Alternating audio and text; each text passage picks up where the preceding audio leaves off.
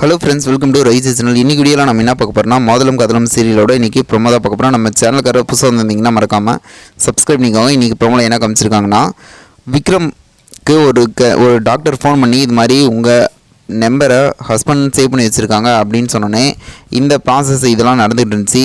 அந்த குழந்தைய இப்போ கூட்டிகிட்டு வந்து காமிங்க அப்படிங்கிற மாதிரி அந்த டாக்டர் சொல்லியிருக்கார் போல்.